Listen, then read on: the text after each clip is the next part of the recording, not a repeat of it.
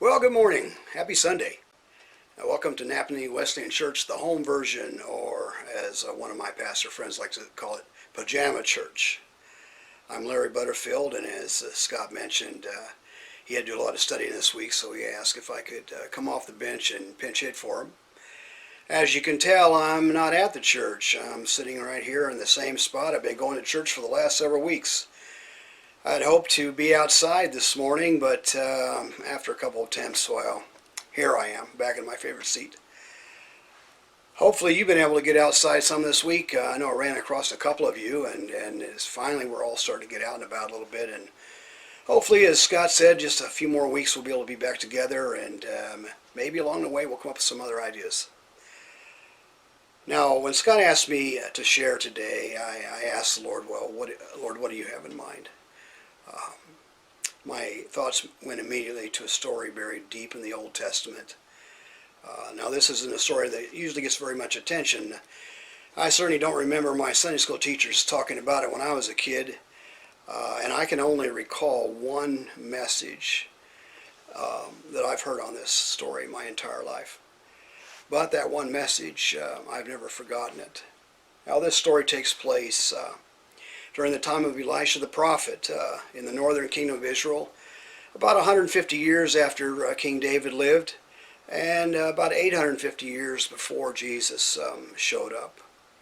Now, as you may remember, after King Solomon, David's son, died, Israel had a civil war, and they split into two kingdoms, one on the south, Judah, and the other on the north, which was continued to be called Israel. Now, Judah included Jerusalem as its capital, and that's where the temple stood, and for the most part, at least in the beginning, Judah served the Lord. Now, the northern kingdom, that was a different story. Their capital was in Samaria, and they quickly degenerated into idol worship and chaos and just madness. So by the time this story takes place, as I said, 150 years later, well, this country was the northern kingdom. It was a disaster. It was ruled by King Joram, who was the son of the wicked King Ahab and Queen Isabel. And to be honest, he wasn't a whole lot better. But despite all this, Israel had not really forgotten the Lord. And as we shall see, he certainly had not forgotten them. So I'm going to ask you to grab your Bibles this morning and turn to 2 Kings chapter 6, verse 24. We're not going to have the scriptures up on the screen today, so you can follow along in your Bibles as I read, or you can just listen if you'd like.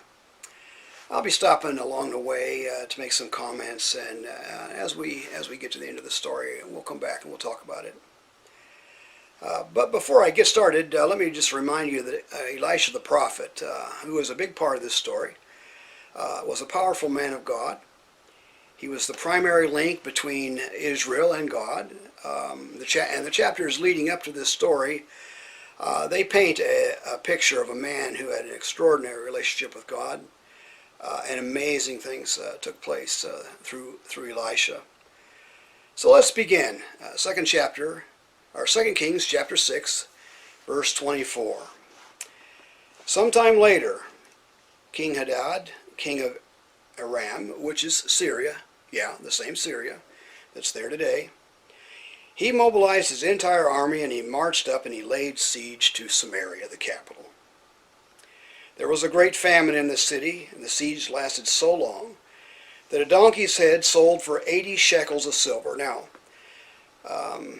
that's about 2 pounds, and 2 pounds of silver at the going rate today is going to be somewhere around $500. So think about that for a moment. Things have gotten pretty bad inside that city, where a donkey's head, which is, you have to assume this is all that's left of the donkey. They'd already eaten the rest of them. So the only thing left is donkey's heads, and those are selling for $500. It also says here that you could get a quarter of a cab of seed pods for 5 shekels. Oh, what are seed pods? Well, seed pods are basically pigeon poop. And a quarter of a cab is about 8 ounces, or a cup. So here we got 2 ounces of 8 ounces, an 8-ounce cup, which is 2 ounces of silver, $30. So again, donkey's head going for $500. A cup of pigeon poop going for $30. Things were bad inside that city. As the king of Israel, Joram, we talked about him a moment ago, was passing by on the wall, a woman cried out to him, "Help me, my lord the king." The king replied, "If the Lord does not help you, what can I do to help you?" Where am I going to get food, he says? From the threshing floor or from the wine press? Basically, he had no food. Nobody had food. And he was basically saying, if God can't help you, how can I help you? Then he asked her, he says, "What's the matter?" Here's her story. She answered, "This woman said to me, 'Give up your son so that we may eat him today. Tomorrow we'll eat my son.' So we cooked my son and we ate him. But the next day I said to her, 'Give up your son so we can eat him.' But she had hidden him." Now think about this for a moment. We're going through some very interesting times right now, and we're stuck at home, and if you're in certain parts of the country, you're not allowed to go anywhere. Yeah, we can get food. I know for a while there we had some trouble getting some TP. I had to make a trip to Walmart 6 o'clock in the morning a few weeks ago just to get a bundle of TP. But as bad as all this seems to us now, believe me, it's nothing compared to a city under siege, or they're out of food. They're down to eating donkeys' heads, pigeon poop, and their own kids. You have to assume they've already been through everything else in town. Everything else that could be eaten had been eaten. Now when the king heard this woman's story, he tore his robes, we're told. As he went along the wall, the people looked, and there beneath he had sackcloth on his body.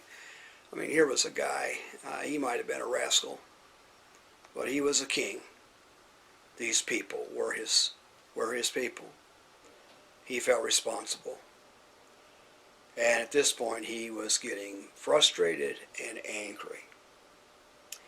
So what does he say? Well, verse 31, he says, "May God deal with me, if ever so severely, if the head of Elisha remains on his shoulders today." Now, why is he going to say that? Well, in that same city, going through all this with everybody else, is Elisha the prophet, the same man who had just done some incredible things.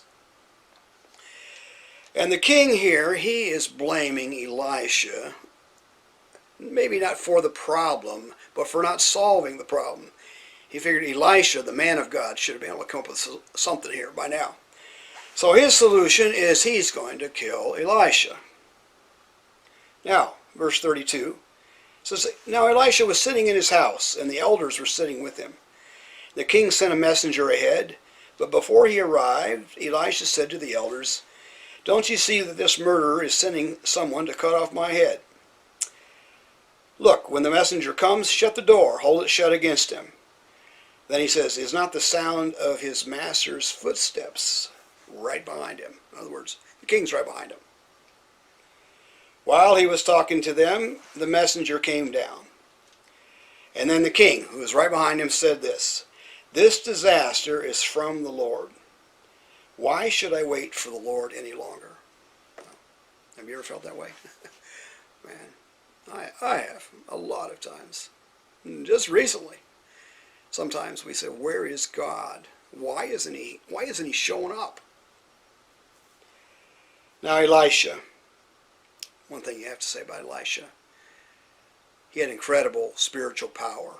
I mean, he had control of a lot of things. But the one thing we see in him is he doesn't do anything unless God directs him, just as Jesus did later on. So Elisha hadn't done anything up to this point. But here's what he said. In chapter 7, verse 1, Elisha says this, "Hear the word of the Lord. This is what the Lord says. About this time tomorrow, a sea of flour will sell for a shekel." Now, down at the bottom of my Bible here, it says a sea of flour is going to be about 7 quarts. Now, that's quite a bit of flour. And he says, you're going to be able to buy that for a shekel tomorrow. And two seahs of barley, that's going to be 14 quarts of barley. You're going to be able to buy that for a shekel tomorrow. Now the officer who was with the king, he said to the man of God, look, even if the Lord should open up the floodgates of heaven, how could this happen? I mean, we're eating donkey heads right now. We're eating pigeon poop. We're eating our kids. How can that happen by tomorrow? Elisha says, well, you're going to see it with your own eyes. But you're not going to eat any of it. Since you don't believe, you're not going to eat any of it. Now we move on to the next part of the story. Verse 3. Now there were 4 men with leprosy at the entrance of the city gate. 4 men with leprosy. Now I think you and I have gotten a little glimpse of what it would be like to be a leper here in our own community here recently. I mean, I was in Walmart just a couple days ago. Probably about a third of the people running around there with masks on, and everybody's, of course, keeping their distance. Nobody wants to catch this virus, or nobody wants to be accused of giving this virus to someone. And so we're keeping our distance. We're being careful. Now, if you were someone in these days who came down with leprosy, which was a skin disease that was incurable and eventually would kill you, it would literally eat your flesh away over the years. It was very contagious. So if you came down with leprosy, you were tossed out. It don't matter who you are. Your family doesn't want you around. Nobody wants you around. They're going to force you to leave town, and you're going to be outside of town.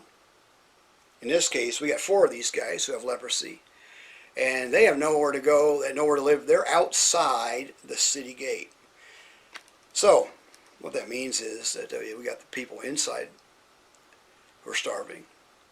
Outside, we've got the army of Syria. They're surrounding the city. And in between, just outside the city gates, we got 4 guys. 4 guys with leprosy. Well, if they were starving on the inside, you can imagine what these guys were going through. I mean, they probably had even less to eat. They probably had nothing to eat. I'm sure they had got to the point, as we see here in this story, where they figured they have got to do something. So here's how their discussion goes. They says, if we stay here, we're going to die. He says, but in the city, there's famine in there. If we go inside there, if they don't kill us, because we're lepers, we're going to die in there.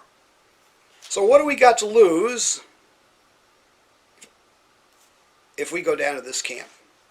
If we go down to the Arameans and surrender to them, maybe they'll spare us. Maybe they'll give us something to eat. What's the worst that can happen? They'll kill us. It got to the point where they didn't have any options. This was their best option, to take a chance, to gamble that these guys at the bottom of the hill down here wouldn't kill them. So they make up their minds, they're going down there. Verse 5, at dusk they got up and they went to the camp of the Arameans. When they reached the edge of the camp, not a man was there, for the Lord had caused the Arameans to hear the sound of chariots and horses and a great army. Now, sounds like to me that as these guys were coming down to the camp, the sounds that they were making, whatever sounds they were making, the Lord was amplifying that out to make this army down here think that another army was marching on them. Here's what they say. They say, look, the king of Israel has hired the Hittite and Egyptian kings to attack us. So they got up, fled in the dusk, abandoned their tents, abandoned their horses, their donkeys. They ran. It says they ran for their lives. So the men who had leprosy, they reached the edge of the camp. They enter into one of the tents. There, they found silver, they found gold, they found clothes, they found food. It says here they ate and they drank. Well, of course, they're starving. Why wouldn't they? Would you? Yeah, I would. They ate, they drank, they carried away silver, they carried away gold, they carried away clothes, they hid them, saving this for tomorrow. They returned, went into other tents, they found the same thing. They were carrying this stuff away, they were hiding it, they were having a party. Can you imagine what's going to happen when this whole coronavirus thing lifts and people have been stuck in a house for weeks and they're going to get let loose, man? You're going to see some parties you haven't seen in a while. Well, these guys are having a party. They had it. They had it all. Verse 9. Then they said to each other, "What we're doing here is not right. This is a day of good news, and we're keeping it to ourselves." I think you get the picture. These guys are partying away. They're eating, they're drinking, they're hiding stuff. They're planning for tomorrow, planning for next week, planning for next year. And then they realize, why, right up the hill here, right behind that wall, we got people eating their own kids. And they don't have to. There's nobody down here. And there's all this food, all this stuff down here. And they're starving. He says, we have got some good news for them. They said, if we wait until daylight, punishment's going to overtake us. In other words, God's going to punish us if we don't do something about this. So let's go at once and let's report this to the palace. So they went, they called out to the gatekeepers, and they told them, we went down to the Aramean camp and there's nobody there. Not a sound of anyone, only tethered horses, donkeys, and tents just as they left them. Now the gatekeepers, who probably had a hard time believing this, they shouted the news and they reported it to the palace. The king got up in the night. He said to his officers, I'll tell you what's going on here. The Arameans, they know we're starving. So they've left the camp and hid in the countryside, so we'll come out there. And when we do, they will pounce on us. But the king says to one of the officers, take some men and take 5 of the horses we have left. So they had a few horses left. Well, the king had a few horses left. Take these. It says here, the plight of these horses, let me back up here a little bit. It says, have some men and take the 5 of the horses that are left in this city. Their plight will be like that of all the Israelites left here. In other words, the horses are doomed too if we stay here. So let's send the horses and the men out, and let's find out what happened. So they selected 2 chariots, horses, and the king sent them out. He commanded the drivers, go out and find out what's happened. So they followed them as far as the Jordan River. They found the whole road strewn with clothing and equipment, as the Arameans had thrown away everything in their headlong flight. So the messengers returned and report to the king.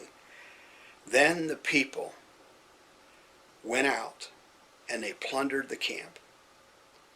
There was so much stuff down there that a sea of flour and 2 seahs of barley was now selling for a shekel.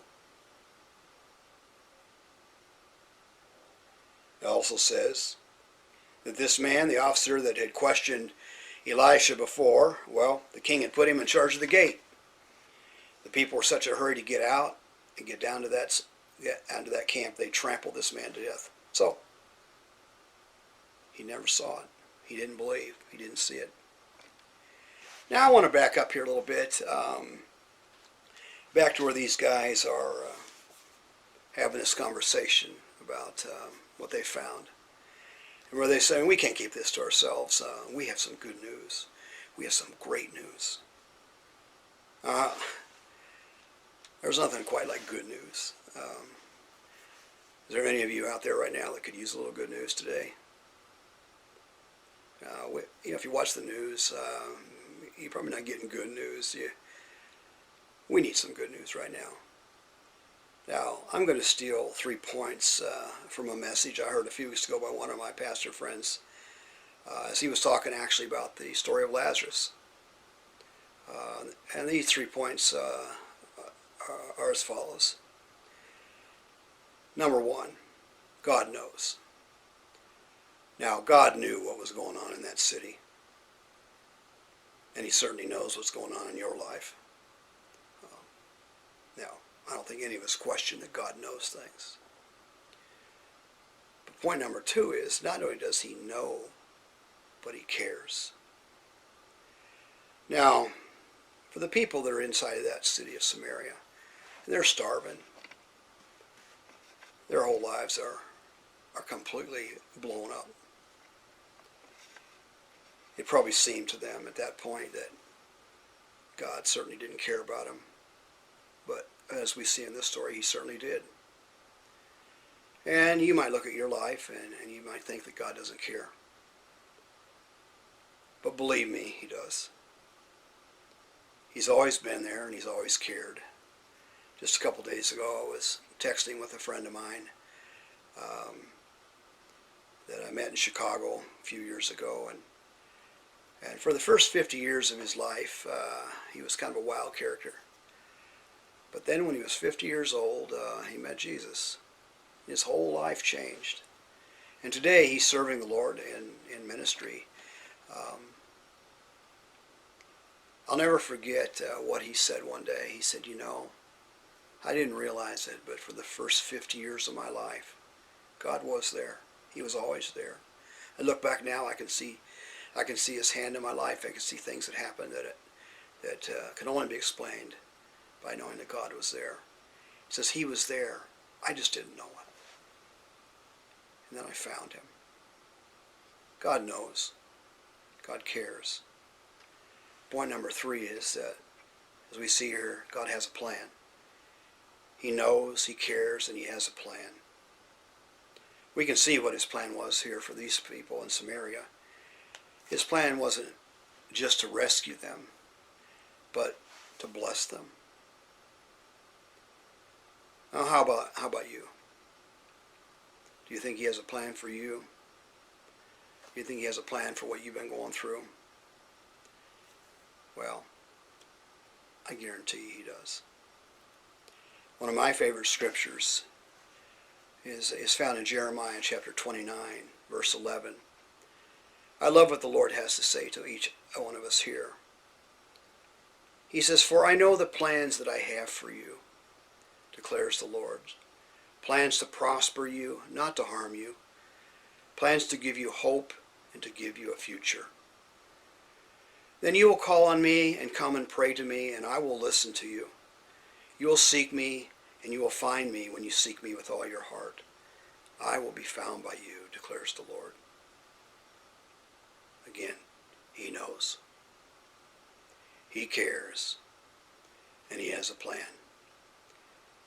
He has a plan to bring hope into each one of our lives and to give us a future. Now I'm going to pause here for a moment, and I want you to listen to a song that it's been around for a couple years, but I really just kind of got connected with it here recently, and I've been listening to this for the last couple of weeks, and man, I just been falling in love with this song. It's by David Crowder. It's called All My Hope.